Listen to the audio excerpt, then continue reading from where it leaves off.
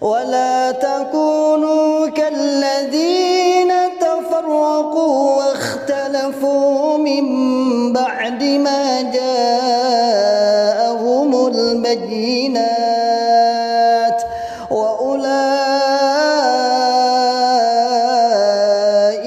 لهم عذاب عظيم. Kabar lagi rame nih Marsanda yang belakangan ini ada cuitan di akun pribadinya terkait permasalahan LDI ini sendiri. Sebagai kuasa hukum korban dari LDI, menanggapinya seperti apa, Bang? Ya benar ya, jadi teman-teman wartawan sempat nanya ke kita ya, ini baru ketemu ke teman-teman masalah curhat yang ada di postingannya Marsanda. Gitu. Intinya di sini Marsanda sih satu pemahaman dengan kita bahwa ajaran tersebut adalah sesuatu yang memang harus dikhawatirkan atau benih-benih dari radikalisme. Karena menganggap apa yang bukan kelompoknya itu dianggap kafir, seperti itu. Nah di sini kan ada cuitannya yang bilang saya mohon doa untuk keamanan dan keselamatan itu. Itu sama dengan bapak-bapak itu kedua yang istilahnya dulu bekas mantan ajaran tersebut, ya kan?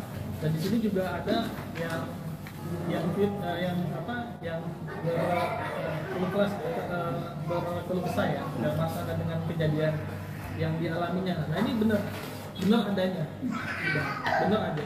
Bahkan amirnya yang kita laporkan itu bilang kedua orang ini, klien kita Pak Maulidin, Pak Ustadz Maulidin dan juga Mas Adam dibilang murtad, ya kan? Padahal beliau masih menetapi 5 rukun Islam, ya kan? Nah, masih 5 rukun Islam. Nah, cuma keluar dari golongan tersebut, ya, keluar dari ajaran tersebut dibilang murtad. Nah, ini makanya pakai hukum apa, kan gitu. Nah, sedangkan untuk lebih jelasnya nanti mungkin masalah yang harus dikhawatirkan yang terutama kepada Marsanda maupun kepada publik, nah ini bisa disampaikan oleh Pak Maulidin, karena Pak Maulidin adalah sebagai pelaku, ya kan, pelaku pembesar ya Pak ya, di ajaran sesat waktu dahulu. Nah, sebagai wakil dari Amir yang kita laporkan, dan juga sebagai Ustadz paling besarnya. Pak silakan Pak, guru besarnya, silakan Pak. Bismillahirrahmanirrahim. Assalamualaikum warahmatullahi wabarakatuh. Alhamdulillah, wassalatu wassalamu ala rasulillah wa ala alihi wa ashabihi wa man tabi'ahum bi ihsan ila yaumiddin. Amma ba'd. Saudaraku yang semoga dimuliakan oleh Allah, saya Maulidin Akhyar bin Abdul Fattah, mantan Wakil Amir Islam Jamaah Lemkari LDII. Saya menjadi pengikut Islam Jamaah Lemkari LDII dari tahun 79, dan saya dikeluarkan, dimurtadkan pada tahun 2008. Jadi saya 30 tahun. Saya sebagai orang yang diberi kedudukan di dalam Islam Jamaah Lemkari dan LDII merasa bertanggung jawab untuk mengembalikan dan memberikan tabayun, penjelasan kepada pemerintah, pejabat, alim ulama dan tokoh masyarakat agar tidak terjadi saling menuduh, berburuk sangka di antara kita. Para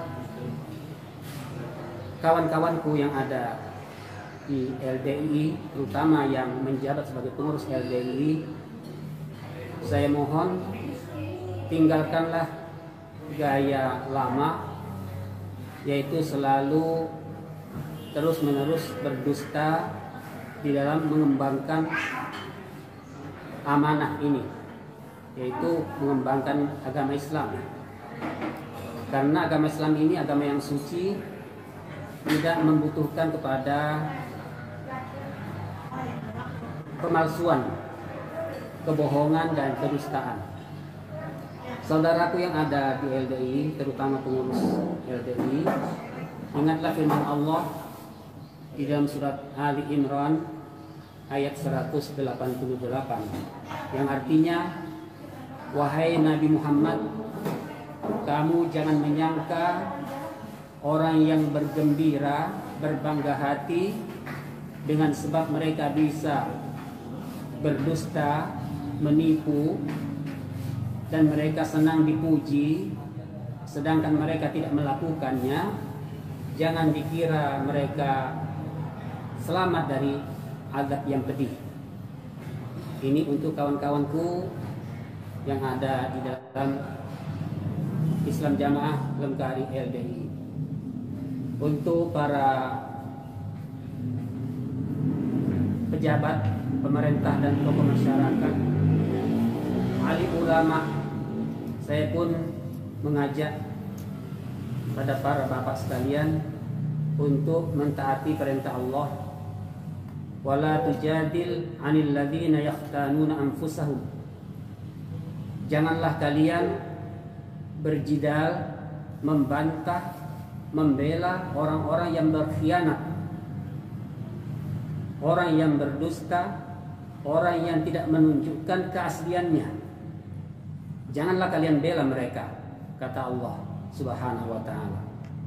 Yang ketiga, untuk kawan-kawanku warga Islam Jamaah LDI, warga LDI, supaya merenungkan firman Allah yang artinya, wahai Nabi Muhammad sallallahu alaihi wasallam, katakanlah, maukah kalian ku beritahu orang yang paling merugi amal ibadahnya, yaitu mereka orang-orang yang beramal sesat, beramal sia-sia, amal yang tertipu, sedangkan mereka menyangka telah memperbaiki perbuatannya dan ibadahnya. Marilah kawan-kawanku di LDI kembali koreksi ayat-ayat ini. Para pejabat dan pemerintah Republik Indonesia, tokoh masyarakat dan alim ulama, perlu saya sampaikan bahwa apa sebenarnya yang selalu kami usahakan untuk kebaikan Islam Jamaah LDI, yaitu pertama, akidah orang Islam Jamaah LDI meyakini bahwa rukun Islam yang 5, yaitu syahadat, sholat, zakat, puasa, haji, itu tidak sah kecuali setelah mengucapkan janji baiat kepada amir, kepada pemimpin khalifah LDI, yaitu yang pertama, zaman pertama yang mendirikan Haji Nur Hasan Ubaidah, diteruskan dengan putra beliau Haji Abdul Zahir, dan yang sekarang hari ini tahun 2023 ini adalah Haji Abdul Aziz Sultan Aulia. Jadi warga jamaah LDI semuanya meyakini dengan seyakin-yakinnya bahwa siapapun yang belum mengucapkan baiat kepada imam, amir LDI, maka 5 rukun Islam tersebut tidak ada apa-apanya. Yakni mereka masih kafir, syahadatnya tidak sah, sholatnya tidak sah, zakatnya tidak sah, puasanya tidak sah, dan hajinya tidak sah. Para pemerintah dan pejabat Republik Indonesia, ucapan ini, doktrin ini bukan sekedar disampaikan di lisan, tapi benar-benar dipraktekkan, direalisasikan di bawah. siapa yang belum baiat kepada Amir LDII, maka dia bukan orang Islam. Warga LDII tidak boleh makmum dengannya. Tidak boleh, tidak sah makmum dengannya. Dan orang-orang Islam jamaah LDII tidak boleh mewakilkan wali nikah kepada KUA, karena KUA itu belum Islam. Dan orang tua kandung yang belum baiat kepada Amir Islam Jamaah LDII tidak boleh menjadi wali nikah bagi putri-putrinya.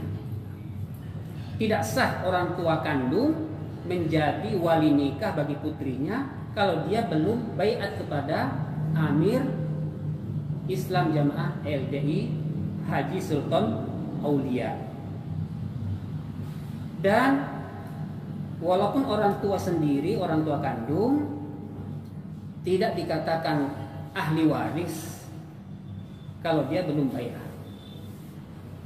Dan seterusnya, tidak boleh dimintakan ampun, tidak boleh dimintakan rahmat, tidak boleh dimintakan kebaikan dunia dan akhirat. Hanya boleh satu, orang tua yang belum insaf, belum baiat kepada Amir Islam Jamaah LDII, hanya satu yang boleh, dimintakan hidayah supaya mau baiat masuk ke dalam barisan Islam Jamaah LDII. Para bapak yang semoga dimuliakan oleh Allah, ini bukan fitnah, bukan cari-cari, bukan karang-karang, tapi saya pelaku 30 tahun. Dari tahun 79 saya langsung mondok di pusatnya Kediri, Burengan, dan di Jombang, yaitu di Pondok Sukotirto, Ngoro, Jombang, Jawa Timur, dan juga di Pondok Kertosono, Kabupaten Nganjuk, Jawa Timur. Dan saya selama 30 tahun hidup di pusat terus-menerus berdampingan dengan Bapak Amir. Jadi saya bukan anggota biasa di bawah, tapi saya orang atas. Dan saya orang yang paling dihormati dan didengarkan ucapannya, nasihat-nasihatnya, pengajian-pengajiannya ketika selama saya memperkuat doktrin yang tadi yang telah saya sampaikan. Ketika saya sudah berubah kepahaman, tidak menganggap kafir orang-orang di luar, maka saya dimurtadkan. Jadi di dalam Islam Jamaah LDII itu, kalau belum meyakini bahwa orang luar itu adalah orang kafir, itu berarti keimanannya belum mantap. Keimanannya itu belum yakin, masih setengah. Bahkan penasehat-penasehat di sana menyampaikan nasihat secara langsung, barang siapa yang tidak mengkafirkan orang luar di dalam majelis ini, dia belum meninggalkan majelis ini, dia sudah kafir. Kalau dia tidak mau mengkafirkan orang di luar jamaah. Inilah para bapak, pemerintah dan pejabat, tokoh masyarakat dan ulama yang saya sampaikan apa adanya. Saya tidak mengadu domba. Apabila bapak-bapak kira-kira masih ragu-ragu, kami berani dan siap dipertemukan dengan para pengurus dan langsung imam Islam Jamaah LDII-nya. Dan saya hafal betul dengan beliau. Demikian sementara yang dapat saya sampaikan. Terima kasih. Oke, Bapak bisa tunjukkan foto Bapak waktu di LDII. Baik. Nah, ini saya waktu menjadi wakil. Saya menghadiri Rakernas di Balai Kartini, Jakarta. Yang sebelah mana pakai? Yang pakai kacamata, yang nomor 2 dari kiri. Yang sebelah pakai siapa? Ini yang senior, yang ini Bapak Kiai Kasmudi. Ini sudah almarhum. Yang satu sebelahnya? Sebelah ini juga Pak Solihun sudah almarhum. Yang ini Pak Yusuf Harahap sudah almarhum. Yang ini Bapak Abdul Syukur, pensiunan marinir, masih menjabat wakil 4. Dan sebelahnya lagi yang paling kanan adalah Pak Edi Suparto, ya, masih menjabat wakil 4. Maksudnya dia ini kan tadi dibilang bahwa siapapun yang tidak berbaiat berarti pasti kafir. Iya. Nah, apakah orang yang keluar dari situ, contoh seperti Mas Sanda, dia membuat satu statement yang memohon doa dan keselamatan. Baik. Apakah memang ada tekanan untuk orang-orang yang sudah keluar dari situ dan memang sudah dibatasi maksudnya untuk bertemu keluarganya? Atau gimana? Benar sekali. Saya sebagai orang pusat dan wakil Amir yang sudah sangat dihormati, begitu saya diumumkan murtad, saya mendapatkan ancaman-ancaman sampai tersebar SMS, waktu itu masih HP jadul, yang isinya siapa yang bisa memenggal leher Mauludin akan diberi hadiah 1 miliar. Ya. Itu terjadi pada Iya, itu tersebar SMS-nya demikian itu. Nah, kemudian saya difitnah bahwa saya setelah keluar dari LD itu dikatakan menjadi pengemis, jadi kere, jadi segala macam lah ya. Dikatakan anak saya jadi jadi pengemis di lampu merah. Saya dikatakan tukang becak dan seterusnya gitu ya. Tapi ya biarlah, itu kan kenyataan yang jauh dari kenyataan. Alhamdulillah sampai hari ini saya tetap konsisten dengan tugas saya sebagai guru ngaji. Ya. Mulai saya diusir sampai hari ini tidak pernah berhenti, ya tetap sebagai guru ngaji. Artinya tidak menutup kemungkinan bahwa Mas Sanda mendapat tekanan yang sama, gitu maksudnya. Itu sudah pasti, ya, karena saya menerima SMS dari kawan yang baru keluar dari daerah mana itu Sukabumi, ya itu betul-betul ya, mereka itu mendapatkan ancaman-ancaman, dan bahkan bukan hanya sekedar ancaman lisan, tapi sudah dibuktikan anak-anak kecil yang main bola itu disuruh sengaja senterkan bola ke bapak itu yang sedang lewat, ya. Jadi beliau itu rumahnya di halaman masjid. Begitu sudah meninggalkan kepahaman Islam jamaahnya itu, langsung akses ke masjid itu ditutup, dipagar bata gitu ya, setinggi 3 meter, dan itu di situ dipakai main bola anak-anak tiap hari. Dan kalau bapak itu lewat, sengaja bola itu diarahkan bapak itu, tendang ke arah bapak. Dan yang bisa mengatakan murtad itu bukan hanya pengurus tingkat atas, tapi sampai anak-anak kecil pun sudah mudah melafazkan itu orang murtad gitu.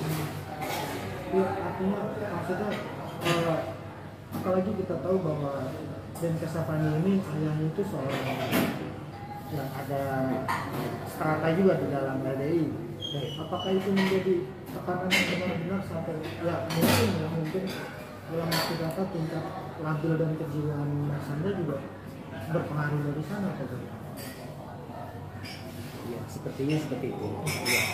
Jadi setiap orang yang keluar dari sana meninggalkan keyakinan yang salah itu mendapatkan tekanan dan persekusi.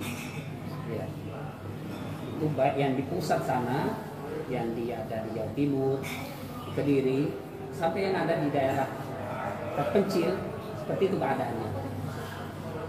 Jadi kalau Marasanda ini kan istilahnya belum terjadi ya, masih ada kekhawatiran kedekatannya dia dengan Syiah.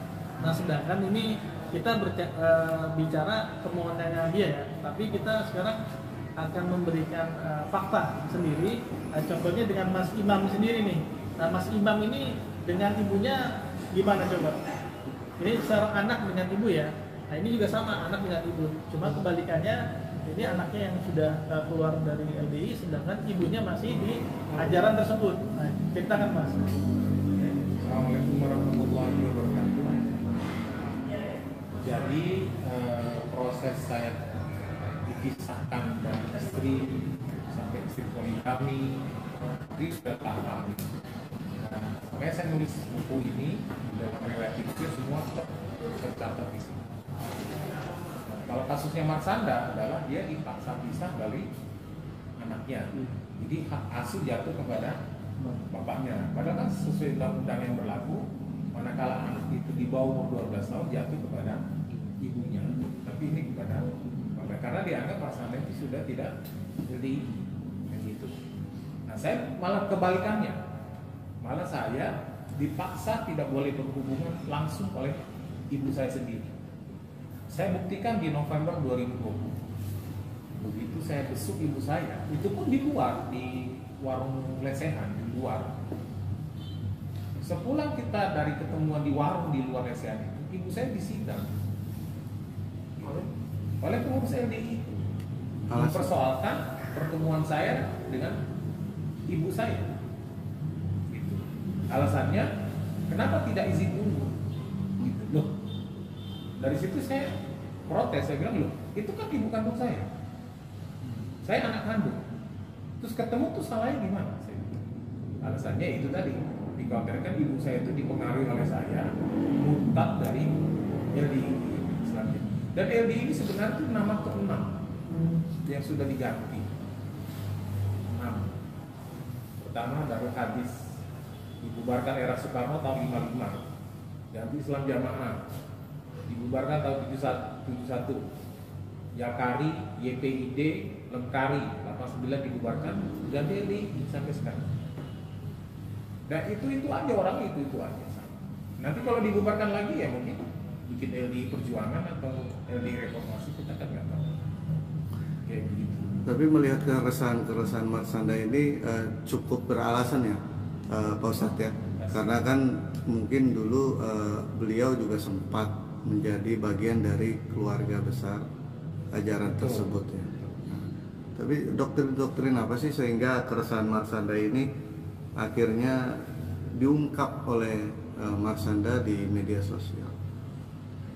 Keresahannya itu pasti ya, dia tidak bisa mengungkapkan secara transparan ke mana, karena ada ancaman, pasti ada ancaman. Saya pun ada ancaman di buku, kalau misalnya saya bisa mengungkap. Walaupun sudah tidak menjadi warga. Iya. Aliran. Karena semua akses saya diputus, nasab saya, hak waris saya, pekerjaan saya, tempat tinggal, semua saya diputus, dipaksa pisah. Bahkan istri saya poliandri, nikah di resepsi di rumah ibu saya. Keren loh, saya belum di rumah ibu saya. Padahal saya belum poligami, ini istri udah poliandri, kan keren loh. Ternyata bukan di film-film, faktanya ada. Dan Pak Kiai, apakah semua tekanan ini terjadi pada setiap orang yang keluar dari negeri? Pasti. Karena sudah terjadi ya, berarti Pokoknya pasti gampang kok, peneliti mereka itu gampang. Setiap jualan ada 3, 5, 4 itu pasti LDI. 3, 5, 4 iya pasti LDI. Terus, nah lucunya lagi di LDI itu ada namanya surat tobat, surat pengakuan dosa. Seperti ini. Ini biasa dilakukan sebulan sebelum Ramadan. Ada pengajian tobat katanya. Jadi sebelum puasa kita harus bersih dulu dari dosa. Jadi ditulis ini. Tapi tobatnya ke Allah apa ke amirnya? Ke amir. Nama, ke manusia. Kelompok. Nah. Tapi kepada yang terhormat itu Bapak Imam. Bapak Imam Amir Sultan Aulia itu. Itu seperti pengakuan dosa seorang ya, di luar itu ya dulu. Iya. Iya. Padahal kita bolak-balik berdoa tiap hari, Allahumma stur aurati. Ya Allah tutuplah aib saya. Lah kok ini malah dibongkar. Dan itu rinciannya banyak. Seperti onani 180.000. Jadi ada tabelnya. Daftar menunya. Kalau dosanya ada berapa? Oh itu ya? Ini kan? Bukan. Nanti masalah persenan lagi. Jadi onani 180.000. Kalau misalnya nggak mampu bayar, dia harus beramal sholih, bekerja, buruh, bangunan selama 1 bulan. Itu bagi laki-laki di Wonosalam. Perempuan jadi babu, jadi jongos di Kediri atau di Kudu Kertosono. Seperti itu. Itu 1 bulan. Kalau onani, kalau zina 6 bulan. 6 bulan. Kalau dia 6 bulan jadi babu. Untuk perempuan yang jadi babu di Kudu Kertosono atau di Kediri, kalau laki-laki di Wonosalam, di Sengkek. Dendanya berapa? Mampu? Kalau yang mampu bayar 180.000 dikali 6 6 bulan. 6 bulan. Enak. Itu. Duitnya lari ke Itu untuk menembus dosa. Ya, untuk mengukur janin itu 1.800.000. Ada, mengukurkan janin. Ada. 1.800.000. Jadi enak. Jadi jamaahnya makin banyak dosa, itu makin banyak duit nih ambilnya ini. Oh, jadi di belakangnya jual Udah beli. tiap bulan dia terima duit, dia boleh terima duit, dari ini juga terima duit. Jadi unik lah, LD itu unik, Agak lain ya. agak lain. Kalau Ustaz Jadi- sendiri pernah bayar apa? Melanggar apa? Saya tidak mau mengakui itu kan aib. Kita semua punya aib. Tidak mungkin kita ngakui aib kita, kan lucu. Gitu. Padahal dosa yang tidak akan diampuni adalah apa? Kita membongkar aib kita, kita cerita ke orang. Itu kan nggak boleh sebenarnya. Tapi kok malah disebar. Ini. Nah parahnya lagi, kami mengakui kesalahan kami yaitu apa nih, zina, onani, mengambil istri orang, apalah semua ini kan memohon ampun, astagfirullahaladzim. Dan kami minta maaf kepada Bapak Amir. Kok minta maafnya ke Amir? Bukan kepada Allah. Iya, Cuma jawabannya nggak sadar. gitu. Dan ini saya sudah diskusi kepada Ibu Irena Handorno, sama. Ibu Iren tuh siapa? Irena Handorno, psikologi. Oh. Oke, terus ke Mas Adam ya. Di sini kan ada tweetannya Marsanda ya. Apa aku harus umumkan atau aku harus buka suara gitu. Jadi kalau menurut kami terserah, sekarang kan sudah keterbukaan informasi ya. Iya. Kalau memang itu yang hak yang dibicarakan tidak masalah. Nah ini Mas Adam sendiri pernah berbicara masalah ajaran sesat ini sampai dikriminalisasi, namun di Mahkamah Agung alhamdulillah diistilah itu dibebaskan sehingga tidak bersalah. Jadi nggak ada kekhawatiran kalau kita menyampaikan sesuatu itu yang berdasarkan bukti dan data. Jadi mau ada tambahan? Ada tambahan dulu nih sebelum ke Ya, mohon maaf, ada keterangan yang penting. Jadi orang tua yang belum baiat kepada Amir itu tidak boleh menjadi wali nikah bagi putrinya. Jadi putrinya sedang ngaji di LTI, tapi orang tuanya belum. Kemudian ada orang yang melamarnya, maka orang tuanya tidak bisa jadi wali. Maka dari pihak pengurus itu sudah menyiapkan belangko. Belangko di situ judulnya penyerahan wali nikah. Tapi itu tulisannya dengan tulisan Arpegon. Bahasa Indonesia tapi Arpegon. Yang intinya di situ bahwa saya orang tua menyerahkan kewalian saya kepada imam daerah, disebutkan di situ imam daerahnya siapa, lalu tanda tangan. Tapi bapak ini tidak merasa, kalau itu menyerahkan kewaliannya kepada imam daerah. Tapi itulah permainannya pengurus. Iya, Dipalsukan. ya, dipalsukan. Jadi hanya sekedar suruh tanda tangan, tapi tidak tahu apa maksudnya, tidak tahu. Itu banyak seperti itu. Kalau yang orang tuanya belum baiat. Jadi ini semuanya perbuatan yang dibuat-buat. Kembali Pak kepada tadi, karena tidak menganggap sah Islamnya orang yang belum baiat tadi. Itu dasarnya di sini. Ya, baik, terima kasih. ke Mas terus Mas Adam harus buka suara atau Iya. gimana? Oke. Bismillahirrahmanirrahim. Assalamualaikum warahmatullahi wabarakatuh. Saya Adam, dari bayinya sudah LD Islam Jamaah. Jadi semua yang saya ucapkan, saya bertanggungjawabkan langsung kepada Allah, dan tentunya ini pengalaman pribadi semua seperti yang lainnya ya. Nah, menanggapi pertanyaan tadi, kita lihat deh. Ini oleh Marsanda dicetak atau diketik dengan huruf besar. Saya seorang statement analis, menganalisa statement di perusahaannya. Nah, mohon doanya untuk keamanan dan keselamatan. Mengandung informasi, artinya gini, secara logik mengandung informasi bahwa dia sedang merasa kurang aman. Ya. Dan Tidak merasa baik-baik. berbahaya, tidak baik-baik aja gitu ya. Apalagi menyangkut keselamatannya. Mohon doanya untuk keamanan dan keselamatan. Nah, kami ya berempati kepada Marsanda Dan juga kepada semua mantan Islam jamaah LDI yang dipersekusi, yang dizolimi, kami turut mendoakan Marsyanda dan umat yang dipersekusi, dizolimi oleh LDI. Kami doakan semoga Allah berikan keamanan dan keselamatan. Kemudian ada beberapa tips yang bisa saya berikan buat Marsyanda gitu ya, buat warga-warga LDI yang sudah mulai melek nih. Karena informasi sekarang alhamdulillah. Terima kasih juga buat teman-teman wartawan ya, umat Islam yang men-share netizen plus 62, pasukan netizen plus 62, dia share. Akhirnya apa? Orang-orang yang tadinya nggak sadar, istilahnya katak dalam tempurung, ini katak udah mulai ngeliat cahaya nih. Wah, nggak kafir dari mana? Akhirnya dipelajari, akhirnya keluar. Termasuk yang mau membunuh saya, itu sudah tobat. Pengurus penerobos daerah di Riau, tingkat daerah, itu mau bunuh saya. Begitu dengar berita-berita YouTube yang di share itu, malah tobat dia keluar dari LDI, alhamdulillah. Dan bisa jadi dengan bantuan teman-teman wartawan, media, bantuan teman-teman netizen, doanya umat Islam, informasi berharga ini bisa terus meluas, banyak yang diselamatkan Allah. Itu yang pertama ya.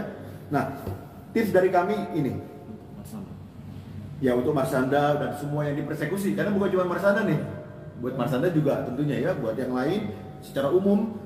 Pertama, cari solusi segera dari dampak konfliknya dengan keluarga. Misalnya ini, butuh makin sujudnya lebih lama dan menangis kepada Allah, karena yang lain tuh kayak nggak ngerti gitu kondisi kita. Orang-orang banyak yang menyangka, yang bener kayak gitu, kok lu mau sih dong masuk aliran kayak gitu. Terus saya bilang gini, gue dari bayi bro, gimana gue gak bisa milih. Emang separah itu? Iya, aneh emang, kok gak dibubarin? Nah ini juga pertanyaan yang bagus ya. Termasuk pertanyaan saya kepada pemerintah, pejabat, penguasa, jaksa agung, MUI, ormas-ormas Islam, kok dibiarin? Itu pertanyaan bukan cuma saya yang nanya nanti, Allah pun akan nanya kepada anda semua. Kok dibiarin? Konflik keluarga ini terus menimbulkan korban, terus korban. Jadi yang pertama, segera cari solusi. Yang pertama, solusi langit. Lama-lamalah sujud dan menangis kepada Allah. Yang pertama. Kedua, segera cari teman curhat. Kadang-kadang kita butuh orang kan, kita manusia kan, kita nggak bisa hidup sendirian. Kita butuh teman untuk menyemangati. Kenapa? Karena beberapa klien, beberapa kenalan kami itu ada yang sampai, mohon maaf, gila. Jadi kalau Marsyanda jadi terganggu, ya kita ngerti deh. Bukan cuma Marsyanda soalnya. Banyak yang, mohon maaf, ada yang sampai gila, beneran gila. Jadi deketin Allah, banyak sujud, banyak menangis. Kedua, jangan sendiri, cari teman curhat supaya dapat istilahnya yang nguatin gitu ya. Jangan sendirian, ini bahaya banget. Setan-setan ini bisikin ini macam-macam, akhirnya malah ada yang aneh-aneh nanti khawatirin. Auzubillah misalnya. Kemudian cari mungkin orang-orang yang bisa bantu melepaskan beban-beban depresinya tuh. Mungkin psikolog kalau memang butuh, terapis misalnya. Itu yang pertama ya, Bang.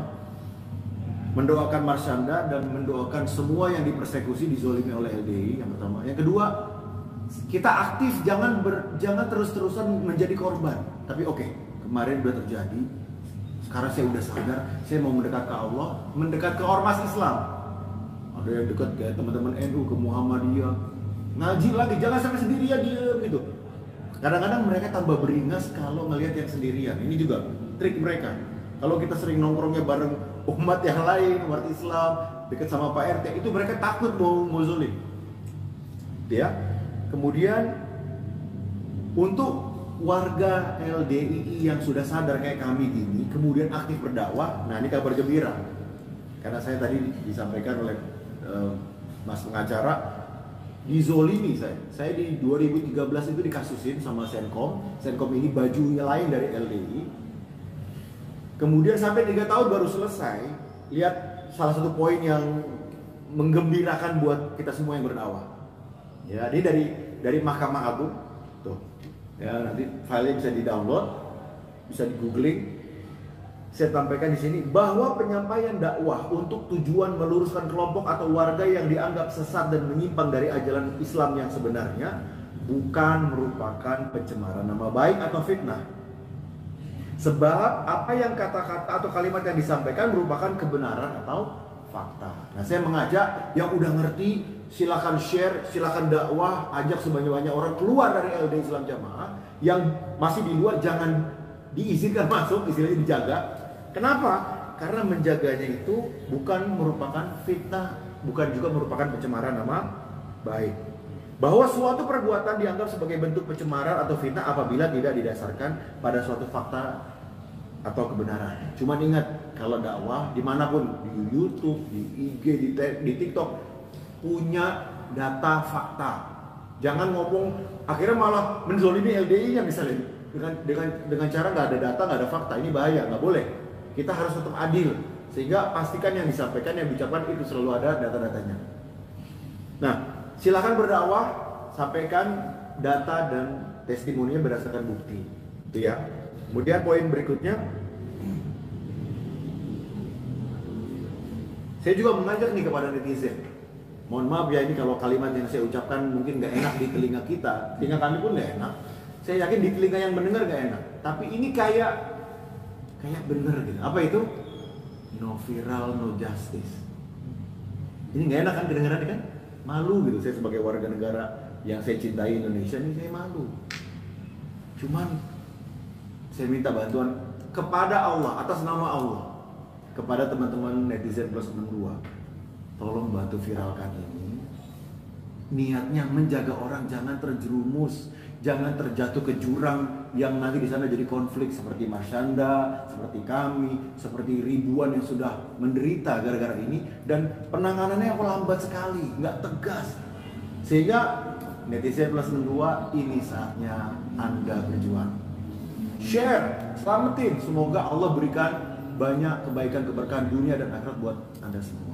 Terima kasih ya. Bang Adam, ini ada bahasa dari Marsyanda sendiri terkait jika aku adalah saksi. Yes. Dan Yang dari fakta yang sebetulnya Yes. sudah Iya, ini mengandung informasi kan.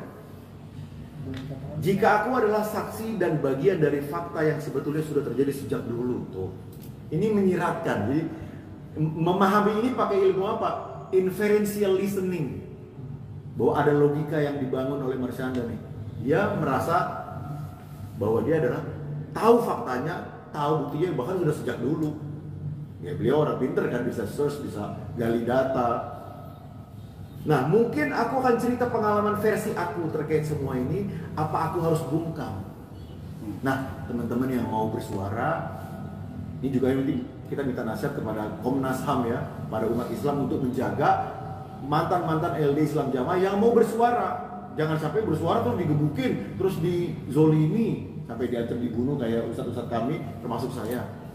Caranya merapat, terus tolong umat Islam jagain mereka. Ya. Jadi benar ya, ini berdasarkan analisa dari informasi yang beliau, yang Marsyanda sampaikan di akun IG-nya ini yang ada IG, ada juga Facebook. Ini jelas bahwa beliau tahu sesuatu, cuman lagi galau nih mau ngomong nggak ya kayak gitu. Dan di bawahnya ada doa, ada permintaan. Mohon doanya untuk keamanan dan keselamatan. Itu secara inferentially kita memahami bahwa beliau sedang merasa nggak aman. Beliau meragukan, gue selamat gak ya kalau gue ngomong. Itu kurang lebih itu. Sehingga kita doakan buat Marsyanda dan buat semua mantan LDI yang dizolimi, semoga Allah jaga kita semua. Amin. di belakangnya juga ada lagi di belakangnya. Di Saya belakangnya. juga diancam nggak sih maksudnya dari bahasa itu? Tadi. Jelas. Kira-kira apa yang membuat seseorang merasa nggak aman kalau itu ormas baik-baik aja?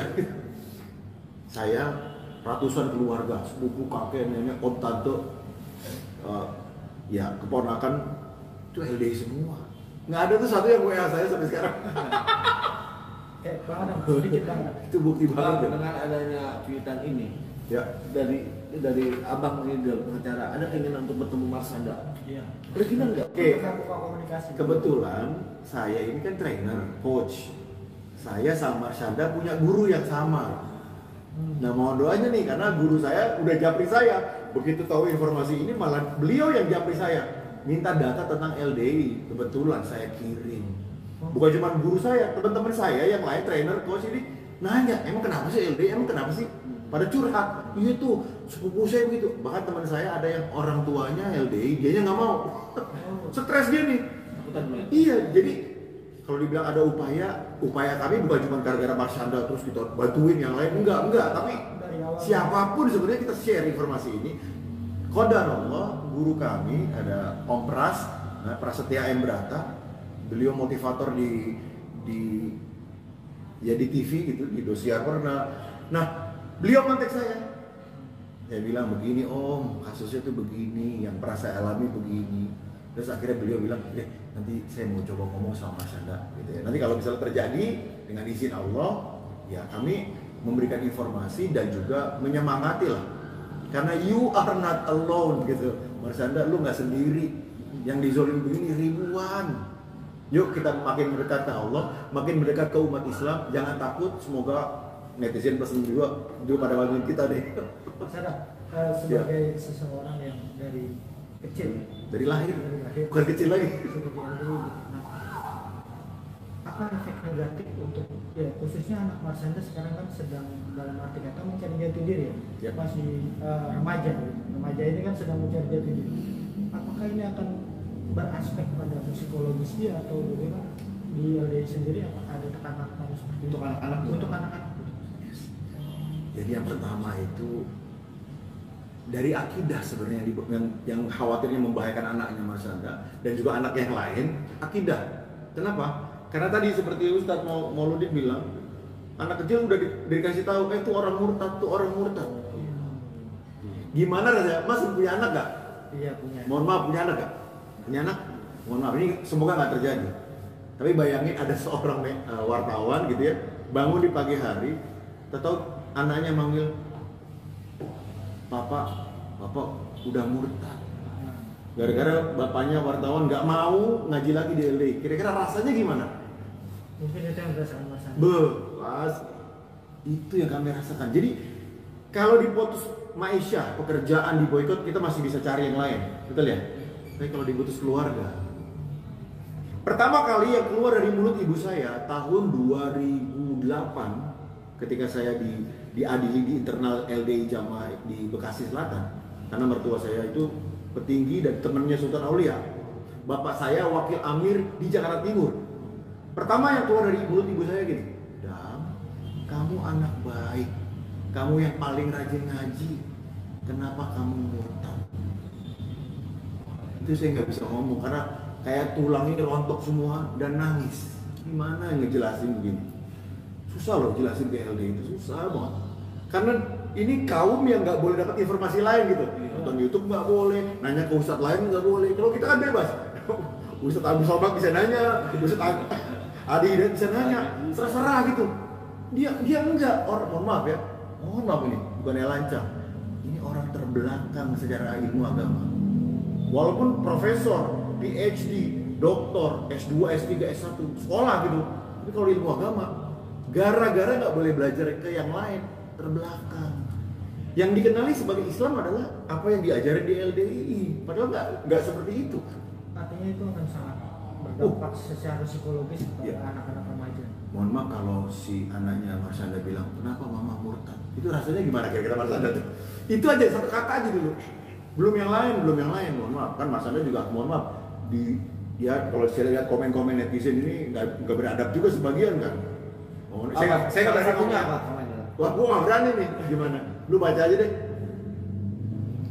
Ya, cuman ya kita berdoa buat Mas Anda dan buat semua yang tersuruh ini, semoga dengan titik ini justru titiknya makin mendekat konsepnya. Semoga makin mendekat ke Allah, jangan malah menjauh.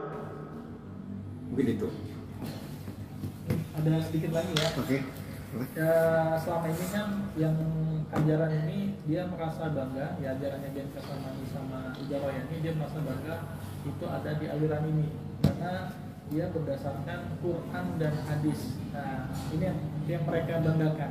Ini bisa Pak Ustaz menerangkan lagi kenapa kok mereka merasa bangga dengan Quran dan hadis, nah, sedangkan menurut kita nih, yang sudah hijrah dari aliran tersebut, nah Quran itu sebenarnya apa sih, kenapa padahal banyak yang misalnya tafsirnya itu tidak sesuai dengan tafsir para ulama-ulama salaf, ulama-ulama yang terdahulu. Nah, bisa dijelaskan Pak? Baik. Di dalam Islam Jamaah LDI, setiap majelis memang ditekankan bahwa kita wajib memurnikan Quran dan hadis, teori dan praktek. Jadi ini menarik sekali.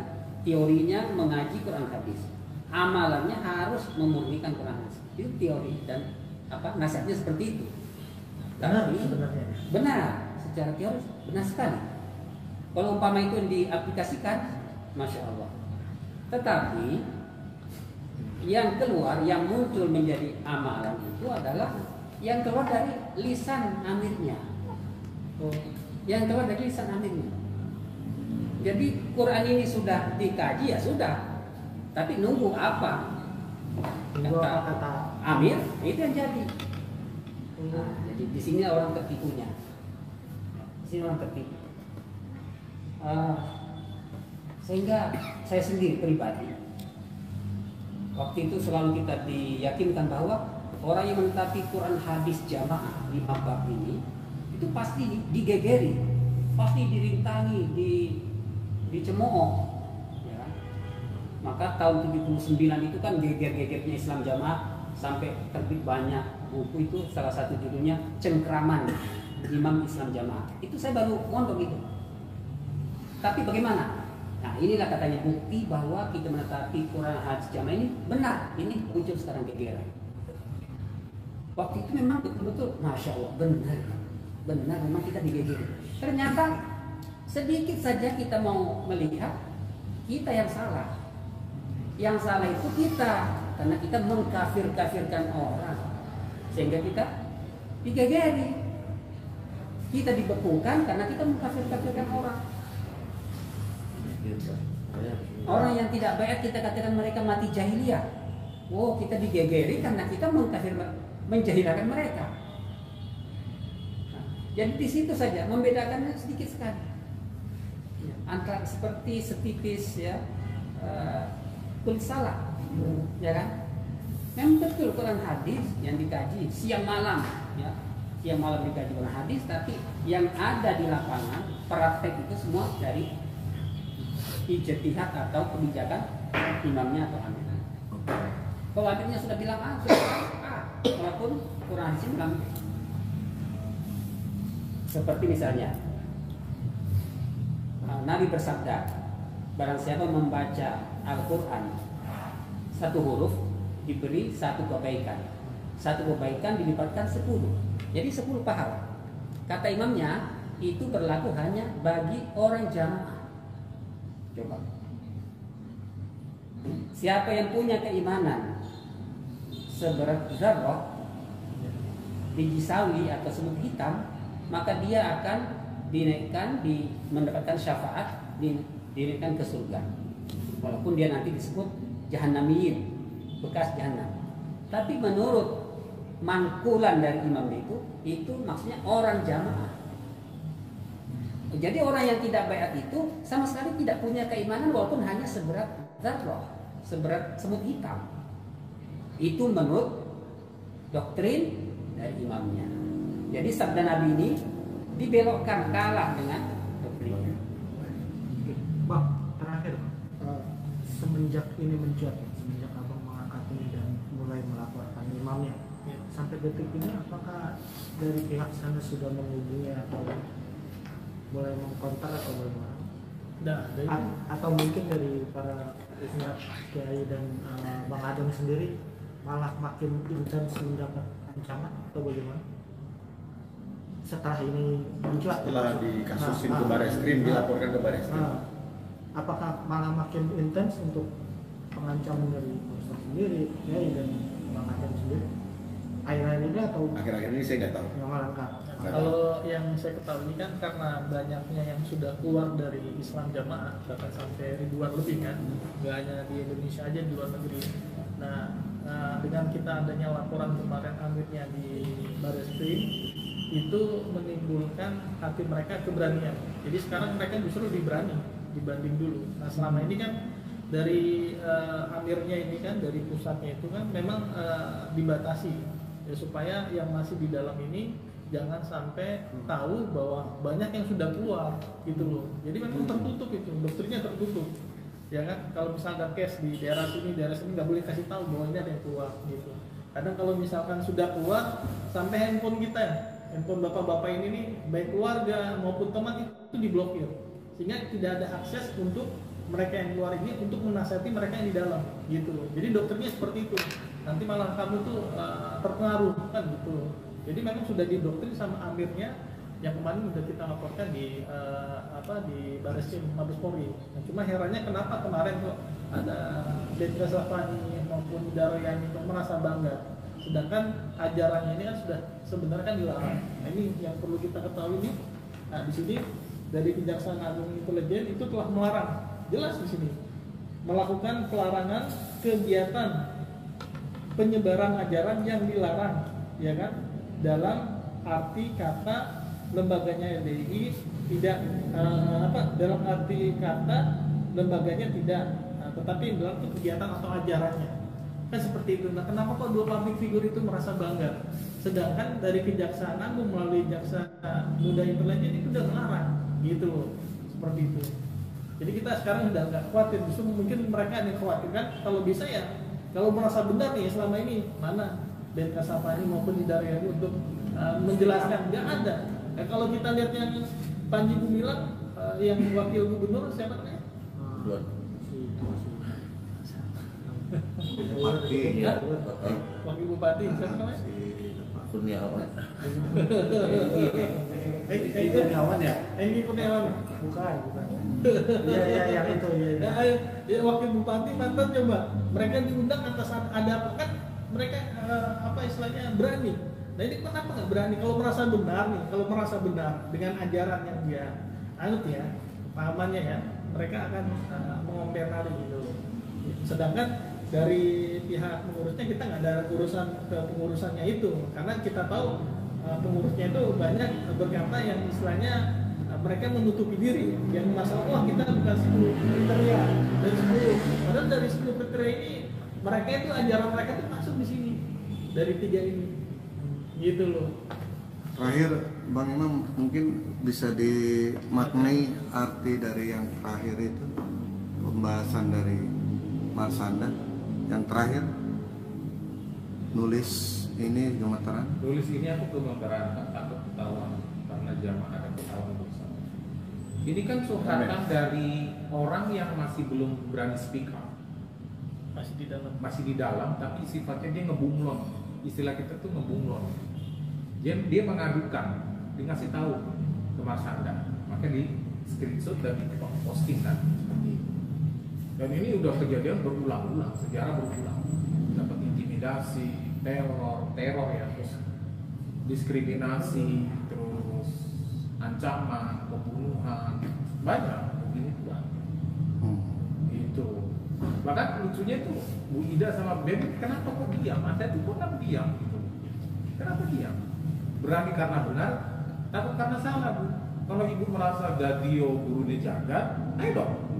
Tadi berilmu, Ayo dong. Jawab pernyataan kita. Kalau yang salah, laporkan polisi, nggak masalah. Nggak masalah. Saya udah pernah masuk penjara. Saya nggak takut dengan penjara. Ayo dong, lapor. Kalau memang Ibu Ida sama Ben itu merasa benar, jangan diuber wartawan lari. Ada apa kalian ini? Ada apa kalian ini? Takut ya ditanya terbongkar. Kenapa sih tunduk banget kalian dengan Sultan Aulia? Sultan ini siapa? Jadi surga. Dajjal yang lebih ori Bu, itu lebih menjanjikan surga ini. Sakti malah itu. Ini sakti apa? Udah lumpuh, udah di kursi roda. Jadi apa gitu loh? Ibu ini dibilang gue bangga loh jadi LDI. So what? Apa yang dibanggain Ibu? Di LDI nggak tahu apa-apa Ibu. Kalau Anda benar, ayo dong jawab.